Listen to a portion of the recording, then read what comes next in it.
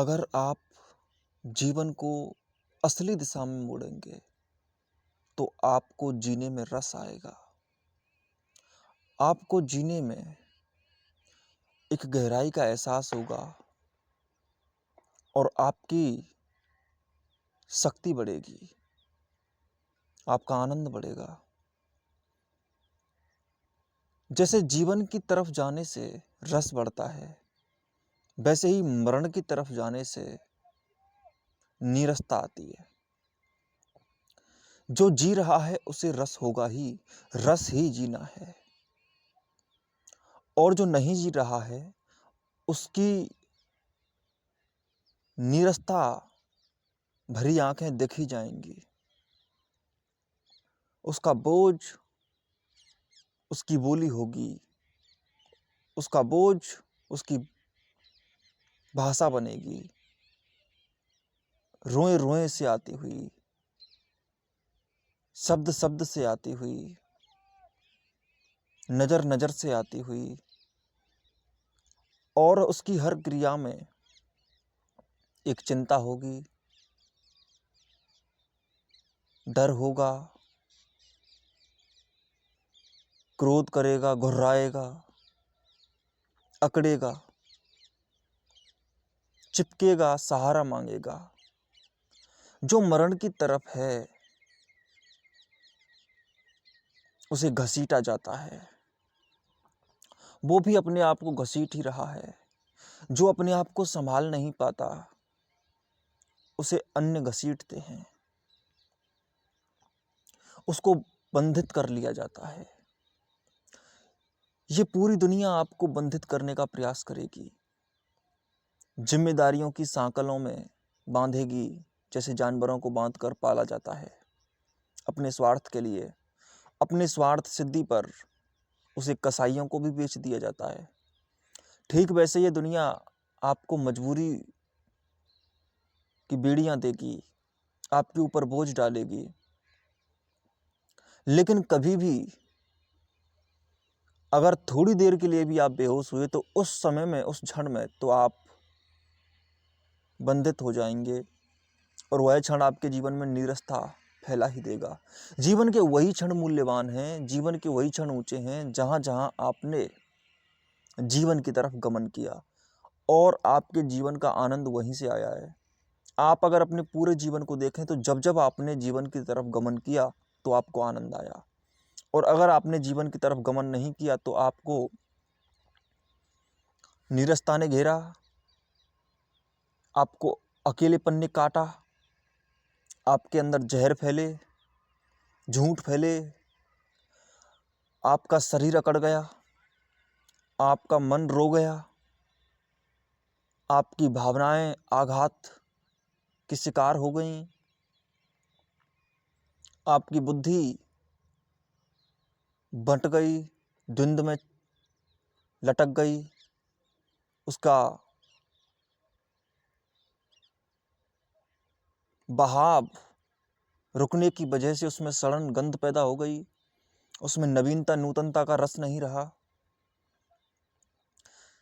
दरअसल रस चला जाता है नीरसता में। बंधन तो सताएंगे सबको।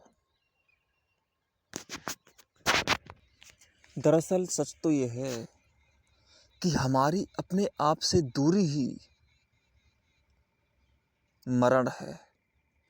जब जब हम होश में नहीं थे तब तक हम मर ही तो गए थे। बेहोशी मौत है।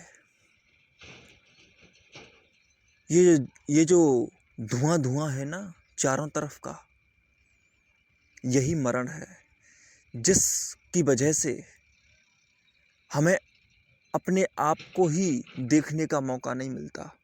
धुआं ही धुआं है, कोहरा मच गया है। ये जो कोहराम है ना जीवन में, यही कोहरा है। ये जो परतें चढ़ गई हैं, मरण इसी का नाम है। हम जीवन में तब जाते हैं जब साफ साफ देख लेते हैं कि मैं ही जी रहा हूँ। जब जब उछाल आया तब तक तब तब अपनी ही नज़दीकी हमें महसूस हुई। तब तब लगा कि मैं खुद चल रहा हूँ। चलने से या पहुँचने से कुछ नहीं होता, होता इस बात से है कि आप ये जानते हो कि मैं चल रहा हूँ या मैं पहुँच रहा हूँ। अगर आपको ना अपने चलने की कोई सूचना है और ना आपको अपने पहुँचने की कोई सूचना है, तो आपका पहुँचना भी बेकार हो जाएगा और आपका चलना भी बेकार हो जाएगा। आपको अपना पता होना चाहिए। आप जो भी कर रहे हैं, अगर आपको अपना पता ही ना हो, तो आपके किसी भी कृत्य का कोई मोल नहीं रह जाता। वैसे भी कृत्यों का तो मोल होता नहीं। मोल इसी बात का होता है, महत्व इसी बात का होता है कि तुम अपने आप को कितना जानते हो, और इसी का नाम जीना है। जीना आपको अपने और करीब ले आता है और अपने करीब आना आपको और जीना देता है। यानी कि ये दोनों ही रस पैदा करते हैं। बात आनंद की है, बात रस की है। जो भी अपना रस जानता है, जो भी अपना आनंद जानता है, वही जी रहा है। और वह व्यक्ति जो जी रहा है, उसे कोई भी अपने से शिकायत नहीं होगी। जो भी अपने से शिकायत रखता है, वो जी नहीं रहा है। याद रखना, अगर तुमसे धुआं शिकायत करने आए, मैं उसकी बात नहीं कर रहा हूँ। कहीं ऐसा ना हो कि जो लोग नहीं जी रहे हैं वो आपसे ये कहने आ जाएं कि आप भी हमारी तरह हो जाएं, आप हमारे नियमों का पालन करें, आप हमारी परंपराओं का भाग बने, उनके साथ शामिल हो जाएं। हम तो मर ही रहे हैं, तुम भी मरने के लिए आ जाओ हमारे साथ, भीड़ का हिस्सा हो जाओ। हम साथ साथ मरेंगे। यहाँ सब साथ साथ मरते आए हैं, तो आगे भी साथ साथ मरेंगे, मरण की तरफ चलेंगे, सड़े रहेंगे। आओ हम साथ साथ सड़ें। इस दुनिया में बहुत लोग आपको बुलाते हैं, यही चल रहा है चारों तरफ। इसके अलावा कोई कार्यक्रम हो ही कहाँ रहा है। एक ही कार्यक्रम हो रहा है पूरी दुनिया में कि हम ना किसी को जीने देंगे और ना जिएंगे। ना जियो ना जीने दो। महावीर का विपरीत सिद्धांत चल रहा है। महावीर ने कहा था कि जियो और जीने दो। यहाँ उसका विपरीत चारों तरफ है। कोई सुनता नहीं, क्योंकि किसी में जीवन जीने की हिम्मत नहीं है और अपना ही रस नहीं पैदा कर रहा। रस में हिम्मत तो लगती है, लेकिन एक बार उसकी थोड़ी सी तासीर लग जाए, स्वाद आ जाए उसका, फिर तो तुम में अपने आप ही शक्ति आ जाती है। थोड़ा सा स्वाद लगा लो, शेष कार्य खुद ही होने लगता है। माना कि शुरू में थोड़ा सा जोर लगाना पड़ता है, लेकिन ये आसान है। पहला ही कदम उठाना है, फिर सब आसान हो जाएगा। कठिनाई सिर्फ पैर की तैयारी में है। पैर की तैयारी हो गई तो काम हो जाएगा। ये सच है कि पाँव ने बहुत कष्ट उठाए। ये सच है कि पाँव ने बहुत कष्ट उठाए, पर पाँव किसी तरह से राहों पे तो आए। ये सच है कि पाँव ने बहुत कष्ट उठाए, पर पाँव किसी तरह से राहों पर तो आए। हाथों में अंगारों को लिए सोच रहा था, कोई मुझे अंगारों की तासीर बताए। जैसे किसी बच्चे को खिलौने ना मिले हों, फिरता हूँ कई यादों को सीने से लगाए। चट्टानों से पाँव को बचाकर नहीं चलते, सहमे हुए पाँव से लिपट जाते हैं साए। यों पहले भी अपना सा यहाँ कुछ तो न था, अब और नज़ारे हमें लगते हैं पराए। जीवन बदलता है, और जो जीवन को नहीं बदलता उसके पैरों में हजार तरह की सिकुड़नें आ जाती हैं। मरण अपने आप में अपना काम करता है। मरण सड़ाने का काम करता है। जैसे अगर बासी रोटी हो जाए तो वो सड़ने लगती है, जैसे पानी ठहर जाए तो वो सड़ने लगता है, कीचड़ बनने लगता है, तालाब बन जाता है। जो भी ठहरेगा उसमें सड़न पैदा होगी, उसी को मरण कहते हैं। ठहरना ही मृत्यु है। जो रुक गया वो मर गया। मरण यही बात है, मृत्यु मरण नहीं है। मरण और मृत्यु में अंतर है। मृत्यु तो घटना है जो उसको भी आती है, जो जीवन में ओतप्रोत होता है, जो जीता है पूरी तरह से, मृत्यु उसको भी आएगी, लेकिन वो एक घटना होगी। मृत्यु घटना है, मरण नहीं। मरण घटना नहीं है। घटना का मरण से या जीवन से कोई संबंध नहीं। ना जन्म जीवन है और ना जन्म मरण है। ना मृत्यु जीवन है और ना मृत्यु मरण है। जीवन तो कहीं भी हो सकता है। जीवन मरण में भी जीवन आपकी मृत्यु में भी हो सकता है, आपके जन्म में भी हो सकता है। ठीक वैसे ही मरण आपकी मृत्यु में भी हो सकता है, आपके जन्म में भी हो सकता है, कहीं भी हो सकते हैं। मरण गुण का नाम है, जीने के ढंग का नाम है, कला का नाम है। मरण भी एक कला है, लेकिन सड़ती हुई बासी, वो प्रकृति की कला है, आपकी नहीं है, अस्तित्व की कला है। और जीवन आपकी कला है। जीवन आप पर निर्भर करता है, मरण प्रकृति पर निर्भर करता है। रोटी को सड़ाने का काम रोटी नहीं करती, खुद ही सड़ जाती है। आदमी को सड़ाने का काम आदमी नहीं करता, उसके अंदर आलस्य खुद ही आ जाता है, उसको लाना नहीं पड़ता। आलस्य विकसित होता है, अपने आप विकसित होता है, खुद ही विकसित होता हुआ चला जाता है। बुराइयां खुद ही विकसित होती हुई चली जाती हैं। लेकिन जीवन विकसित करना पड़ता है। जीवन आपके सापेक्ष है, अपने आप नहीं होता, आपको जीना पड़ता है। आप अगर जीते हैं तो रस पैदा होता है, आनंद पैदा होता है। आप जो अपनी तरफ से करते हैं तो वही आपका रस होगा, और आपका ही रस आपका रस है। रस आप हैं, अमृत पुत्र हैं आप। जो वेद में जो वाक्य मुख्य है वो यही है कि अमृतस्य पुत्रम, आप अमृत के पुत्र हैं। ब्रह्मसूत्र है रसो वैसा, रस स्वरूप हैं आप, आनंद स्वरूप हैं आप। आप जो हैं उस ढंग में आपने प्रवेश किया तो आपने अपने आप को पा लिया, और अपने आप को पाना स्वयं ही रस है, स्वयं ही आनंद है। तो आप अगर स्वयं को जीते हैं, अपनी तरफ से जीते हैं, तो रस पैदा होगा। और अपनी तरफ से ना जिए, आपसे कोई कुछ भी करवा ले, अच्छे से अच्छा काम करवाए, चाहे बुरे से बुरा काम कर पाए, आप नहीं जिए तो आप में रस पैदा नहीं होगा।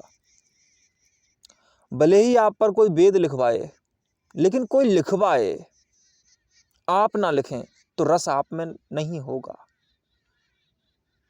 भले ही आपको कोई भगवान दे दे, परमात्मा दे दे, ईश्वर दे दे, लेकिन कोई और दे दे,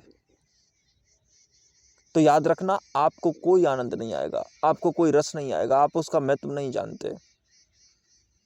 आप अगर उसका महत्व भी नहीं जानते, आप अगर उससे गुजरे नहीं, तो कम से कम आप तो नहीं है वो।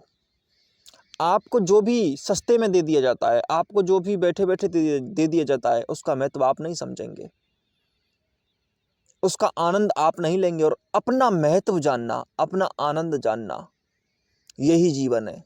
जीवन जीने से ही आता है, कोई शॉर्टकट नहीं हो सकता, कोई दे नहीं सकता, कोई सहारा नहीं हो सकता, कोई आपकी झोली में नहीं डाल सकता। और यही सुंदरता है जीवन की, और यही ईश्वर है। हम कह रहे हैं कि ईश्वर आपको कोई दे दे तो भी नहीं लेना चाहिए। मैं कह रहा हूँ ईश्वर दिया ही नहीं जा सकता, और जो भी दिया जा सकता है वो ईश्वर नहीं होता। इसलिए मैं कह रहा हूँ कि उसे कोई दे भी दे तो भी आप ले ही नहीं पाएंगे, क्योंकि आपको कोई दे ही नहीं सकता वैसे तो, लेकिन ले भी नहीं पाएंगे आप, क्योंकि आप लेंगे कैसे जब आप होंगे ही नहीं। लेने वाला ही ईश्वर है, आप कैसे लेंगे? आप उसको कैसे लेंगे जो आपका ही है, और आपका उसको होश नहीं है? आप ही लेंगे ना। जब मैं कह रहा हूं कि लेने वाला ही ईश्वर है, तो ईश्वर ही ईश्वर को लेगा, और ईश्वर से कम कोई अगर है तो ईश्वर को ले नहीं सकता, क्योंकि ईश्वर ही ईश्वर को ले सकता है, उससे छोटा कोई ले नहीं सकता, उसको कोई संभाल नहीं सकता।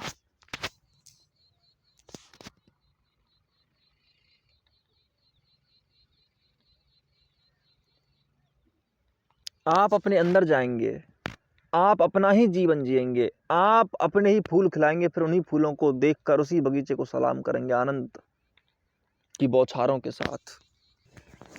आप तब स्वस्थ होते हैं जब आप अपने ही पास जाते हैं, अपने ही आनंद में जाते हैं।